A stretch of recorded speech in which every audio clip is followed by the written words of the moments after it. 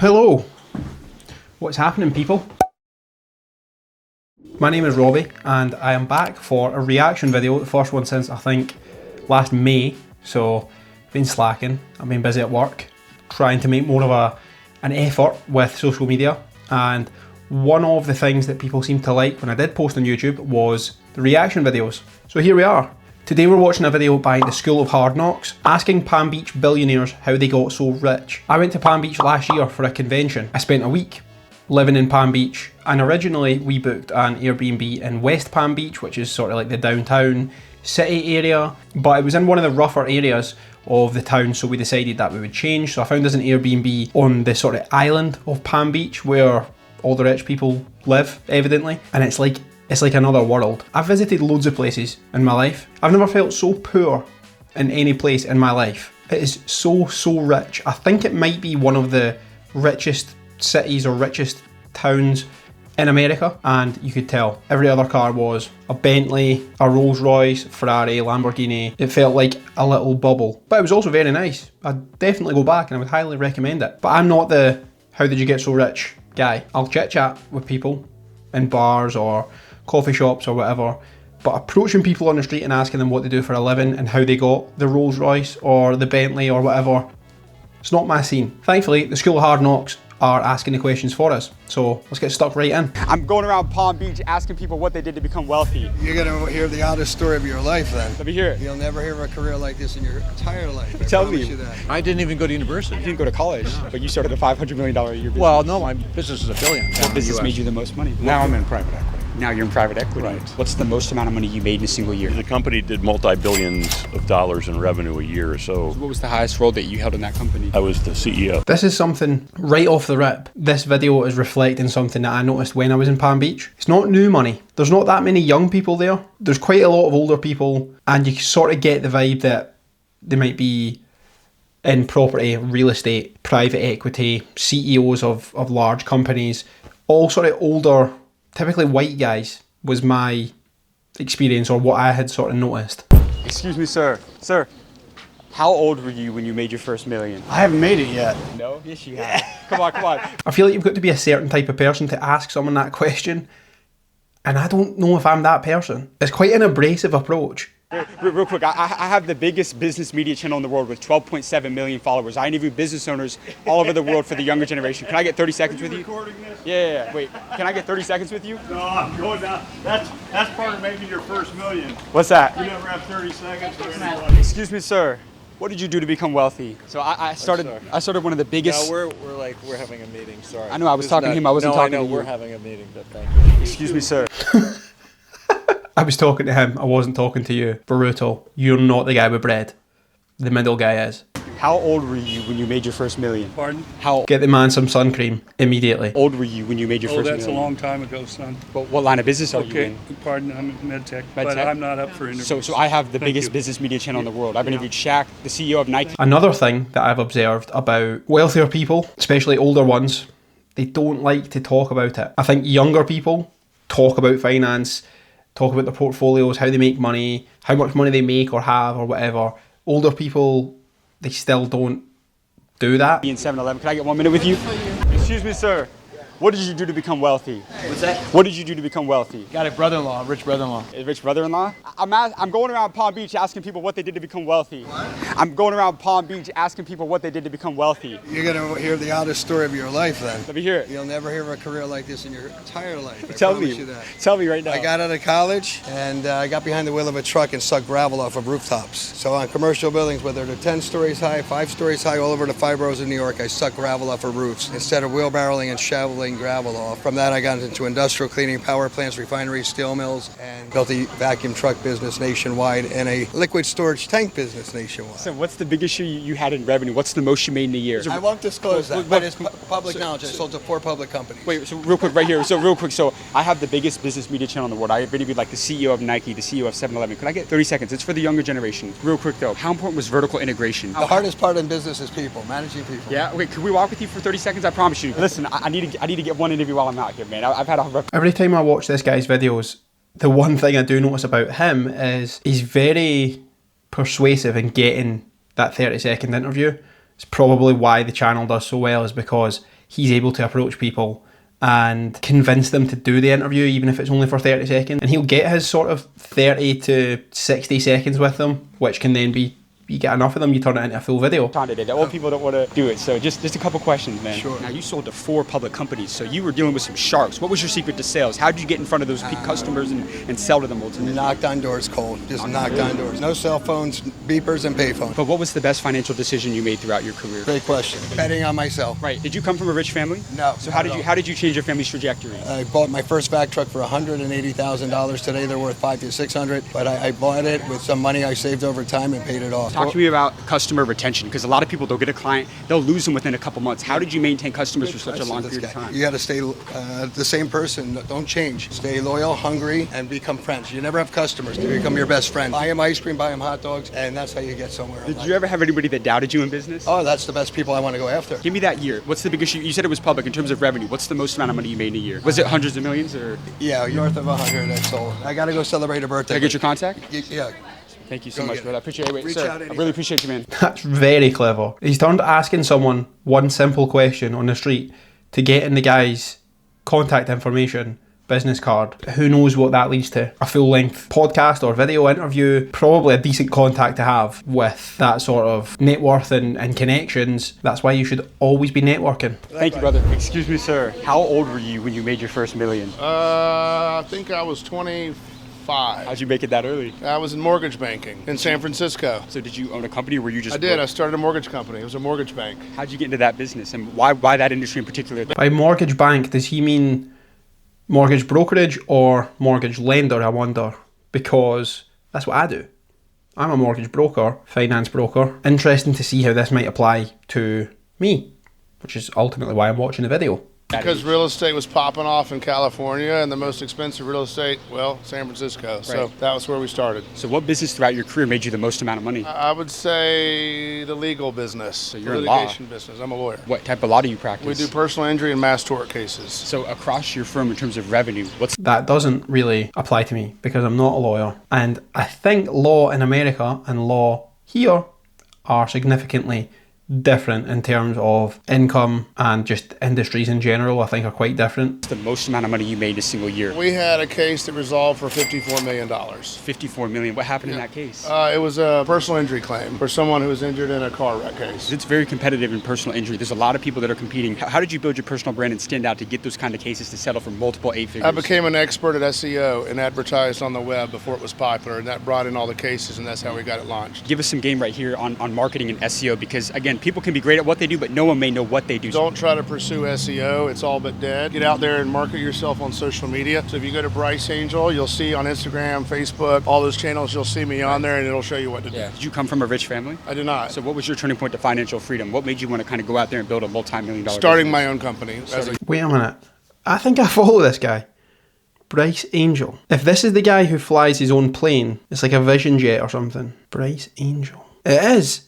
It's the guy with the Vision Jet. I never knew that. I already watched this guy's videos. And he has 497,000 followers, so he's right about personal brand. Young kid. Now, you made a lot of money, but a lot of people say it's hard to keep a lot of money. How have you preserved that kind of wealth? You hire financial professionals that can help you manage everything better than yourself, because you need a parent in the situation. So you're all about finding people that are maybe better at the areas where you're lacking. The right? goal is to be the dumbest guy in the room. If you're the smartest guy in the room, you're in the wrong room. So if you found yourself in the room where you're the smartest, you get I'm out going of to that take the room. exit. Excuse me, sir. How old were you when you made your first million? Who wants to know? What's your name? James Dumoulin. James Dumoulin. Yes, sir. All right. So how old were you when you made your first million? I don't know. I was reasonably young, I guess. Yeah. Well, See? He does it again. The guy did not want to do the interview. Here he is, answering questions. what line of business were you in? I worked for a company my entire career, business service company, and I think there's a lot to be said for working in one place as long as it's a good company. It doesn't matter what they do. It's got to have an opportunity, and it's got to have a culture that's going to allow people to succeed, and that's what we did. What was the highest role that you held in that company? I was the CEO. Of what company? I don't want to tell you guys. What's the name of it? It's a good company. It's a public company. It's a public company? Yeah. Mhm. Like what I guess area is it? Or- It's business services. do you think a lot of people know the company? Probably. Yeah. Yeah. I was gonna, if it's public, it's public knowledge, right? Like, could you say what company it is? You'll have to. We've done a lot of public CEOs. You'll have to look this up. Let me ask you this then. Yeah. Leadership is the downfall of a lot of companies in today's world. And you ran, how many employees did you have at one time? 42,000. 43,000. What's the most amount of money you made in a single year? There's quite a lot of people. The most I've had is 7. I need to up my game. The company did multi-billions of dollars in revenue a year, so we did well generating high single-digit revenue growth for 50 years. Are you a billionaire? I don't know. What do you mean you don't know? I don't know. Are you still the CEO of the company? No, I'm Or not. you're I'm not. No. So why did you retire? Are you a billionaire? I don't know. That means either he is a billionaire or he is rich enough that he doesn't track it at all. I know to the nearest 1,000 what my net worth is. Most people, regular people do. Even if it's sort of relatively low, most people know how much they've got in savings, how much their house is worth, whatever. If you don't know your net worth, you either don't want to tell people or you're so rich that you don't pay attention to it.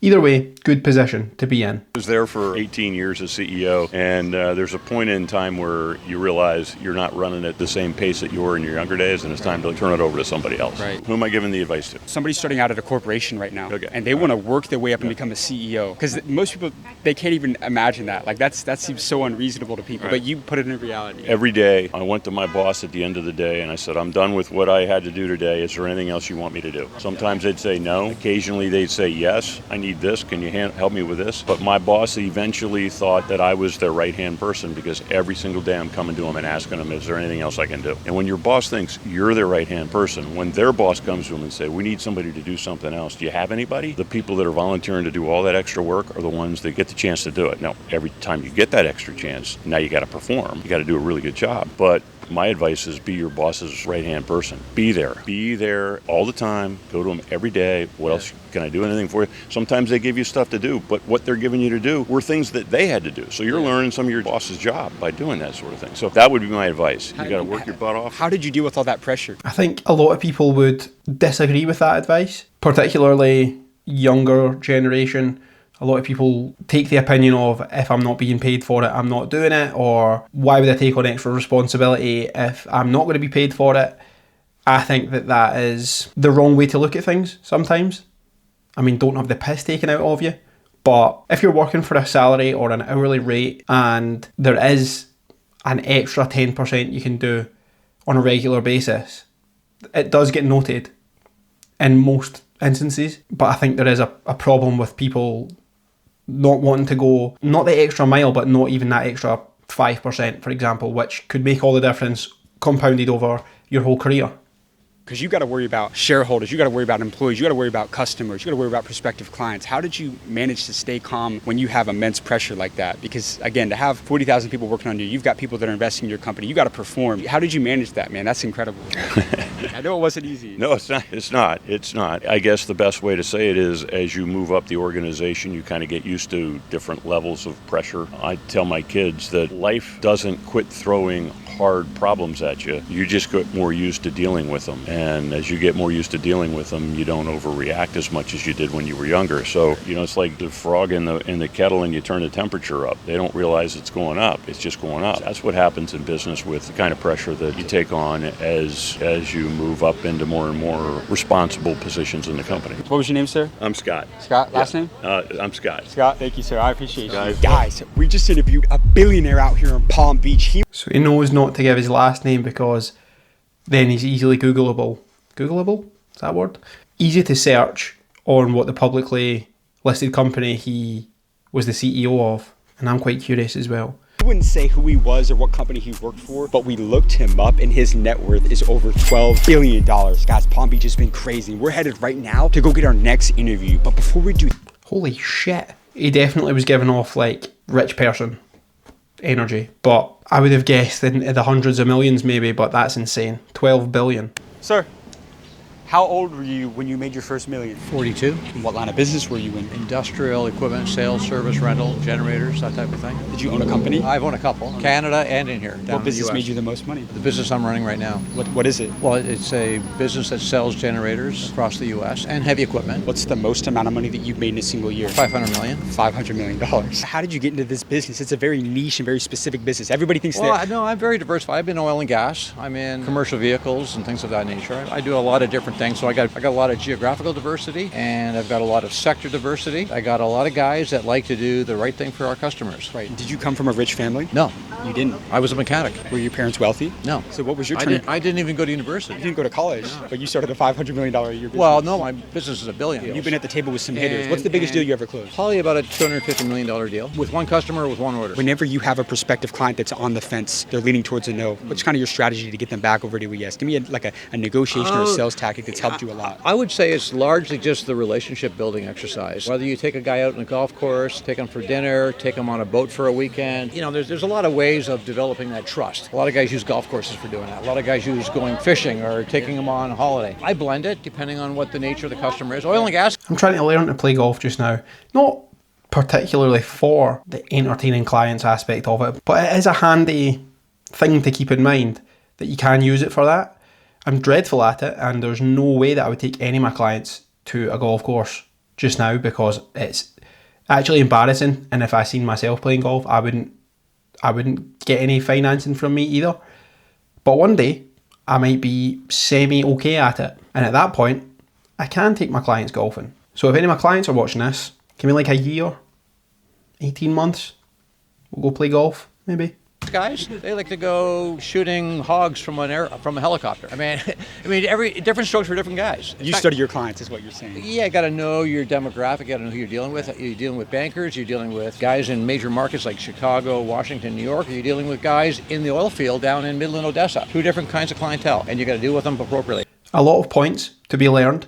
The main one that I've learned is I want to go back to Palm Beach. It's really the main one.